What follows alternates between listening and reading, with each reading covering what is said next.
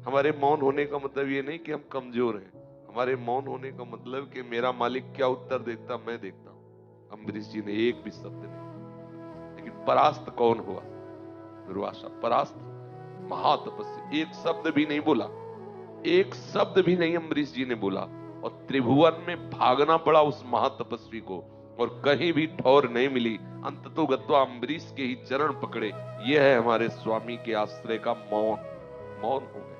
तो देखो स्वामी ने क्या किया, भेज दिया सुदर्शन चक्र को। एक महातपस्वी की तपस्या मारी घूमती रही, सब जगह भाग के गया, कहीं भी ठौर नहीं। ऐसे चुप रहे। यदि हमारे साथ कोई अन्याय, प्रतिकूलता, अपमान आदि करता है और हम सह जाते हैं, तो हमारा मालिक हिसाब करता है। मालिक हिसाब करेगा तो हम सुरक्षित हैं और हम आनंदित हैं। उसमें दो बातें हैं, एक तो सर्वसमर्थ मालिक की कृपा मिलेगी, दूसरी बात जब मालिक हिसाब करेगा तो बहुत बढ़िया करेगा। हम शरणागत जन हैं, हम अपना हिसाब मालिक पे छोड़ते हैं। हम जरूर असमर्थ हैं, लेकिन मेरा मालिक समर्थ है। वो जब हिसाब करेगा तो एक एक क्षण का हिसाब करता है। हम अज्ञानी जीव की तरह नहीं कि हम हिसाब करें। कोई अन्याय कर रहा है तो मैं सह रहा हूं, उसमें दो बातें हैं। यदि वो हमारे प्रारब्ध के मार्जन के लिए मेरा प्रीतम करा रहा है तो मैं नया प्रारब्ध नहीं रचूंगा, सह जाऊंगा।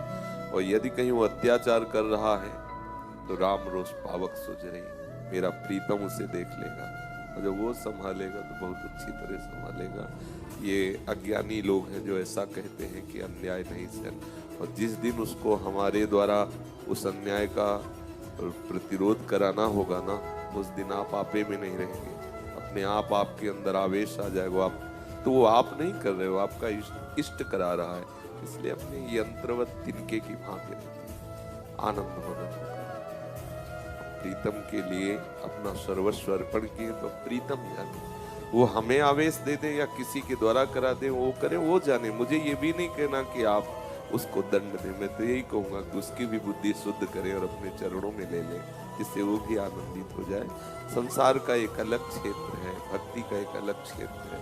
भक्त का विचार, भक्त का आचरण एक अलग होता है। तो ये संसारिक, चाहे पुत्र हो चाहे जो भी हो, उनका निर्णय तो संसारिक ही होगा कि सामने वाला बोल के चला कैसे गया, जाने दो। वो अगर बोल गया है और मुझे जलन होनी है तो मेरी पवित्रता बढ़नी है, और अगर उसको उत्तर देना है तो सामने वो शास्त्र मुखों से प्रकट होकर के इतनी गालियां देगा को संभाल नहीं पाएगा। हम चुप हो जाए, हम मौन हो जाए, यही हमारे लिए। हम शरणागत जन हैं। हमारे मौन होने का मतलब ये नहीं कि हम कमजोर हैं। हमारे मौन होने का मतलब कि मेरा मालिक क्या उत्तर देता मैं देखता हूँ। मैं देखने वाला होऊंगा, उत्तर मेरा मालिक देगा।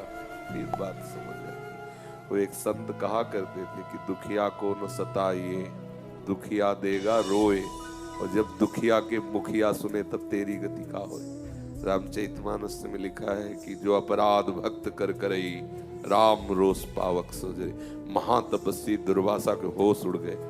अम्बरीश जी ने एक भी शब्द नहीं कहा, लेकिन परास्त कौन हुआ? दुर्वासा परास्त हो गए।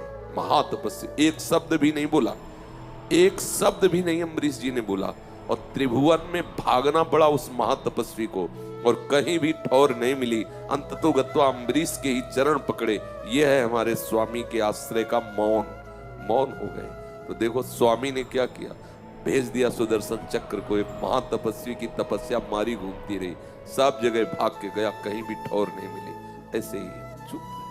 हम चुप है तो हमारा मालिक बहुत सामर्थ्यवान, वो हिसाब कर देगा। अगर हिसाब नहीं हो रहा तो मेरा हिसाब हुआ है, पक्का समझ लो। कोई सामने से मुझे पीट रहा है और वो पीट के चला गया और वो मौज मस्ती में है, तो निश्चित समझो ये मेरा कोई अपराध था, कोई पाप था, जिसको मेरे स्वामी ने उसके द्वारा पवित्र कराया है। नहीं तो ऐसा कौन जन्मा है, सीम की चाप सके को तासु, बड़ रखवार रमापति जासु। भगवान के दास को कोई कड़ी नजर से देख सके, ऐसा सृष्टि में कोई पैदा ही नहीं हुआ। इसलिए आश्रित होकर भगवत आनंद के